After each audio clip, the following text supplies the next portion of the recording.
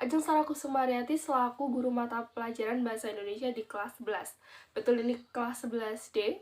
Ya, betul sekali. Ketua kelasnya adalah Mas Iqbal. Oke, Mas Iqbal. Nah, untuk Mas Iqbal mungkin bisa dipimpin berdoa terlebih dahulu.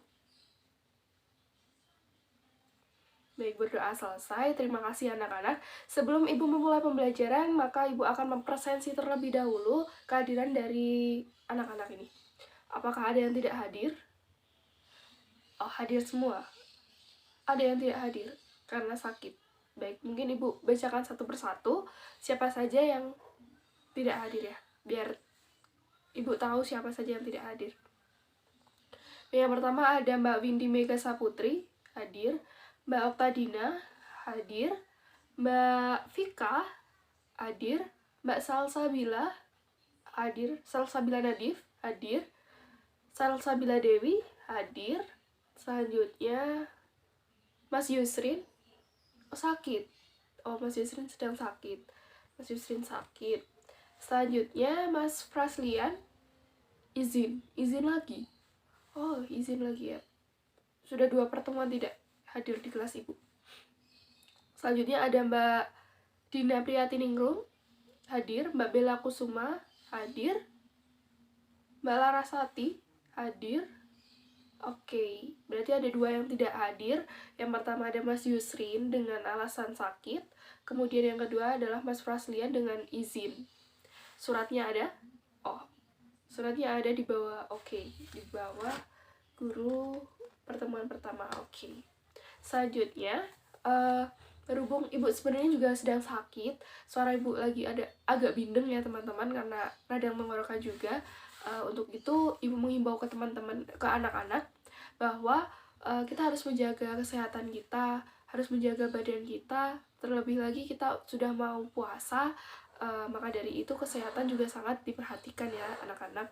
Jangan minum es terus ketika buka puasa, anaknya segar-segar. Nah, mungkin itu bisa dikurangi esnya dan gorengannya nih. Kalau buka puasa biasanya sebuah sama gorengan gitu ya, terus terawih baru makan gitu. Nah, mungkin itu makanan-makanan yang mengandung yang bisa memunculkan sakit tenggorokan bisa dikurangi. Jangan lupa jangan begadang juga, tugasnya dikerjakan. Ngomong-ngomong soal tugas, pada pertemuan lalu Ibu sudah memberikan anak-anak tugas, yaitu untuk observasi. Terkait observasi, yaitu teks observasi, anak-anak sudah memberikan hasilnya seminggu yang lalu ke Ibu, dan Ibu sudah koreksi. Nah, nanti ini ya teman-teman, anak-anak, mohon maaf, hasil koreksi Ibu akan Ibu bagikan di akhir pembelajaran. Jika ada yang perlu dievaluasi, silakan diperbaiki untuk pengetahuan anak-anak yang lebih dalam lagi. Baik, sebelumnya Ibu akan mengingatkan lagi apa sih kemarin teks observasi itu. Apakah masih ingat pertemuan lalu? Masa sudah mengerjakan tugas lupa akan pengertian dari apa sih tugas itu sendiri? Oke, masih ingat Mas Iqbal? Baik, betul sekali. Itu adalah pengertian dari teks observasi. Selanjutnya, pada pembelajaran pagi hari ini, Ibu akan membahas tentang apa sih? Ibu akan membahas tentang, iya betul sekali Mbak Dina, Mbak Oktadina, tentang teks eksplanasi. Ya, kemarin sudah Ibu singgung sedikit tentang apa itu teks eksplanasi. Apakah di sini ada yang mengetahui pengertian dari teks eksplanasi? Belum ada yang tahu? Oke, Ibu akan memberikan sedikit gambaran tentang apa sih teks eksplanasi. Teks eksplanasi ialah teks yang berisi tentang proses terjadinya suatu fenomena, baik itu fenomena alam maupun fenomena sosial. Sudah bisa dipahami sampai sini? Bisa. Nah, pada pembelajaran pagi hari ini Ibu akan membahas tentang struktur teks eksplanasi dan kebahasaan dari teks eksplanasi itu sendiri. Kita mulai dari struktur teks eksplanasi terlebih dahulu, di mana teks eksplanasi itu memiliki 3 struktur. Yang pertama adalah identifikasi fenomena, kemudian proses kejadian, dan yang terakhir adalah ulasan. Biasanya identifikasi fenomena itu berisi tentang, nah seperti ini ya, salindia yang Ibu kirimkan. Identifikasi fenomena biasa menggambarkan tentang latar belakang kejadian. Kemudian proses kejadian. Nah, di sini poin kedua adalah proses kejadian. Proses kejadian itu biasa menggambarkan tentang kronologis atau sebab akibatnya dan penyebabnya. Selanjutnya, ulasan. Yang terakhir adalah ulasan dari fenomena, dari identifikasi fenomenanya, dari proses kejadiannya, dan nanti diulas menjadi bagaimana mengomentari konsekuensinya ada fenomena tersebut. Ibu akan menjelaskan secara lebih detail identifikasi fenomena itu seperti apa, beserta contohnya. Di sini Ibu akan memberikan contoh tentang penyalahgunaan narkoba, teks penyalahgunaan narkoba. Coba teman-teman baca terlebih dahulu bagaimana teksnya, kemudian coba identifikasi terlebih dahulu. Ini termasuk dari struktur identifikasi fenomena, atau ini termasuk dari rangkaian kejadian, atau ini termasuk dalam ulasan atau review. Kenapa pakai bahasa Inggris, Bu? Ya, ada 3 ya. Poin bawah itu adalah kita harus mengulas pakai bahasa Inggris. Fenomena and identification. Nah, itu sama dengan identifikasi fenomena. Kemudian penggambaran rangkaian kejadian, itu bahasa Inggrisnya explanation sequence. Nah, sedangkan ulasan itu bahasa Inggrisnya adalah review. Kita mereview suatu fenomena tersebut. Ada yang bisa menjawab atau Ibu jelaskan terlebih dahulu? Baik, Ibu jelaskan terlebih dahulu ya, teman-teman.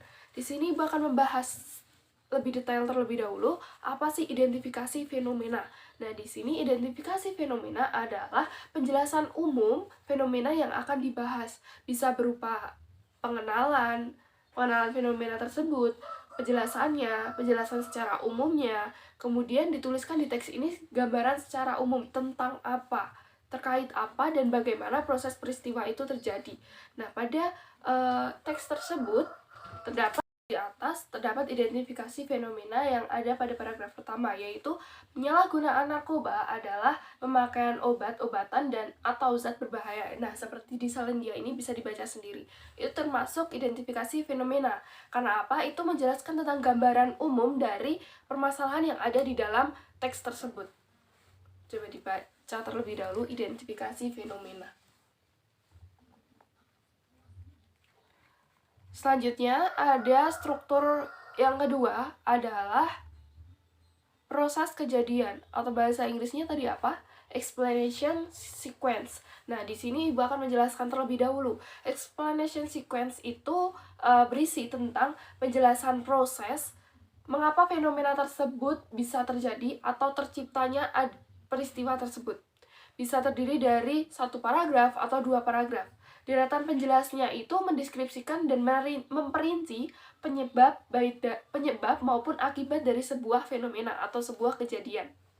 Nah, selanjutnya, penggambaran dari rangkaian kejadian memperinci proses kejadian yang relevan dengan fenomena itu biasa diterangkan sebagai pertanyaan bagaimana dan juga mengapa. Nah, pada teks penyalahgunaan narkoba itu terdapat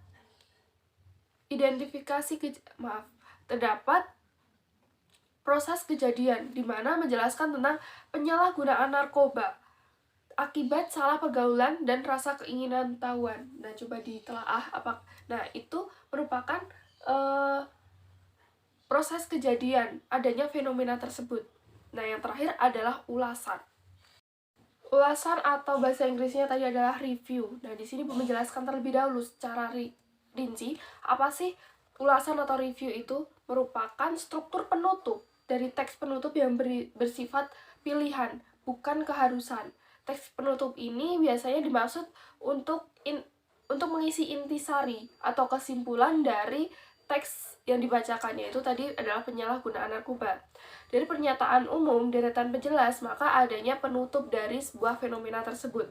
Opsionalnya dapat berupa tanggapan maupun kesimpulan pernyataan dari teks penyalahgunaan narkoba atau teks yang lainnya seperti itu. Nah, ulasan atau komentar atau penilaian tentang konsekuensi atas kejadian yang dipaparkan sebelumnya itu bisa dimasukkan ke dalam ulasan atau review. Biasanya berada di paragraf terakhir ya kalau seperti itu.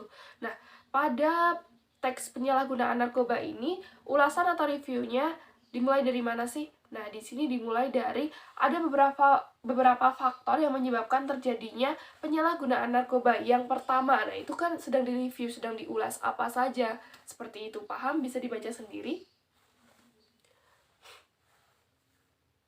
Baik, sudah paham? Nah, itu di bawahnya adalah ada simpulannya atau akhirannya, yaitu penyalahgunaan narkoba terjadi akibat salah pergaulan dan rasa keingintahuan, serta mudah mendapatkan obat-obatan tersebut. Nah, itu baik, kita lanjut ke kaidah kebahasaan dari teks eksplanasi. Sebelum Ibu lanjut, apakah ada pertanyaan terkait struktur dari teks eksplanasi? Iya, belum ada ya? Belum ada yang ingin ditanyakan. Baik, mungkin jika sampai di pembelajaran akhir tidak ada yang ingin ditanyakan, maka Ibu yang akan bertanya ke anak-anak ya. Baik, terima kasih. Dalam kaidah kebahasaan itu terdapat beberapa hal yang dikategorikan sebagai faktual atau faktual atau non sastra. Teks eksplanasi menggunakan banyak kata yang bermakna denotatif. Nah, di sini Ibu akan menjelaskan satu persatu apa saja kaidah kebahasaan dari teks eksplanasi. Yang pertama adalah penggunaan konjungsi. Penggunaan konjungsi. Konjungsi itu apa sih, teman-teman? Ada yang mengetahui konjungsi itu apa? Betul sekali, Mas Iqbal. Konjungsi adalah kata hubung. Nah, di sini konjungsi yang digunakan dalam teks eksplanasi adalah konjungsi yang bersifat kausalitas, di mana konjungsi ini merupakan kata hubung yang menghubungkan sebab akibat. Contoh dari konjungsi kausalitas adalah sebab, karena, oleh sebab itu, maka dari itu, oleh karena itu, dan sehingga. Itu adalah contoh konjungsi kausalitas. Selanjutnya, konjungsi yang dipergunakan dalam teks eksplanasi adalah konjungsi kronologis atau berhubungan dengan waktu. Contohnya adalah kemudian, lalu, setelah itu, pada akhirnya. Nah, merupakan konjungsi kronologis karena menggambarkan waktu ya. Kapan ini, kemudian itu kan waktunya mau kapan, seperti itu. Selain konjungsi, yang digunakan adalah kata ganti. Kata ganti berkenaan dengan kata ganti dari teks eksplanasi langsung merujuk pada jenis fenomenanya. Nah, di sini kata ganti digunakan fenomena itu berupa kata benda, baik konkret maupun abstrak, seperti misalnya demonstrasi, banjir, gerhana, embrio, dan kesenian. Itu merupakan kata ganti dari kata aslinya. Selanjutnya, penggunaan kata teknis. Dalam kaidah kebahasaan juga terdapat penggunaan kata teknis. Kata teknis itu apa? Di dalam teks eksplanasi banyak dijumpai kata teknis atau peristilahan sesuai dengan topik yang dibahas dalam suatu fenomena. Apabila topiknya tentang kelahiran, maka istilah biologinya akan muncul. Demikian pula apabila topik tersebut tentang kesenian, maka istilah-istilah budayanya juga akan muncul dari daerah tersebut. Apakah bisa dipahami? Baik, jika tidak ada yang ingin ditanyakan dan teman-teman sudah paham apa yang Ibu maksud tentang struktur teks eksplanasi dan kaidah kebahasaan dari teks eksplanasi, maka Ibu akan memberikan tugas untuk teman-teman, yaitu buatlah teks eksplanasi, di mana di dalam penugasan tersebut kalian sudah menjelaskan ini adalah bagian dari identifikasi fenomena, proses kejadian, dan juga ulasan. Silakan diplot-plotkan seperti contoh yang tadi Ibu jelaskan, gunakan tabel, di mana misal ini ya, di kolom kanan adalah identifikasi fenomena. Nah, itu teksnya seperti apa. Terus di bawahnya ada proses kejadian, teksnya itu seperti apa. Kemudian di bawahnya ada review atau ulasan. Nah, itu teksnya seperti apa. Sudah paham sampai sini? Paham. Ada yang ingin ditanyakan terkait penugasan? Iya, Mbak Windy, apa yang ingin ditanyakan? Oke, tidak ada minimal dan maksimal paragraf. Yang terpenting dalam teks eksplanasi penugasan Ibu kali ini adalah mencakup struktur teks eksplanasi, yaitu tadi ada 3, yaitu pertama identifikasi fenomena, proses kejadian, dan juga ulasan. Sudah paham? Paham. Ada yang ingin ditanyakan lagi? Baik, Mbak Dina, pertanyaannya.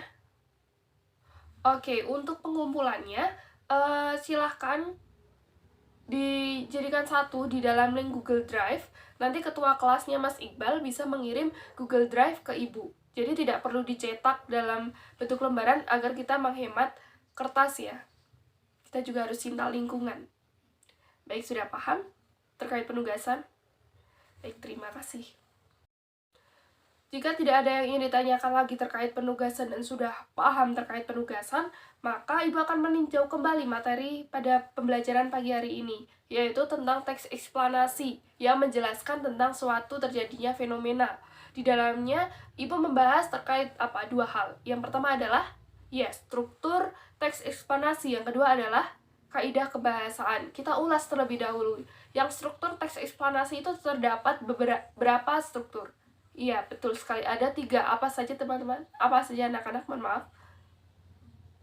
Oke, ada identifikasi fenomena, betul. Yang kedua, ada proses kejadian. Dan yang ketiga, ada review. Iya, review sama ulasan sama.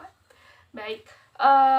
Kemudian yang kedua adalah kaidah kebahasaan. Apa saja tadi kaidah kebahasaannya? Ayo. Konjungsi, betul sekali. Kata hubung sama saja. Konjungsi dan kata hubung. Selanjutnya ada kata ganti, kemudian ada kata teknis, betul sekali. Nah, berhubung materi sudah kami tinjau, teman-teman juga, anak-anak juga sudah paham dengan apa yang Ibu jelaskan, penugasan juga sudah Ibu berikan. Apakah ada yang ingin ditanyakan kembali, baik secara terkait penugasan atau terkait materi pembelajaran pada pagi hari ini? Jika tidak ada, maka Ibu akan tutup pembelajaran pada pagi hari ini. Sebelumnya nanti salin dia atau PowerPoint yang Ibu tampilkan nanti Ibu kirim ke grup kelas beserta dengan format penugasannya. Baik, sebelum Ibu tutup, Ibu berharap semoga kita semua bisa berkumpul bareng-bareng seperti ini terus dengan keadaan sehat, tidak ada kurangnya suatu apapun. Semoga pandemi ini juga cepat berlalu, puasanya anak-anak ini juga lancar, tidak ada yang bolos puasa. Jangan lupa sahur untuk kesehatan. Ibu tutup pembelajaran pada pagi hari ini. Alhamdulillahirobbilalamin. Semoga ilmu yang Ibu berikan dan materi yang kalian dapatkan dapat bermanfaat. Apabila ada kesalahan datangnya dari Ibu, dan apabila ada kebenaran datangnya dari Allah Ta'ala. Wabillahi taufiq wal hidayah. Wassalamualaikum warahmatullahi wabarakatuh. Semangat belajarnya.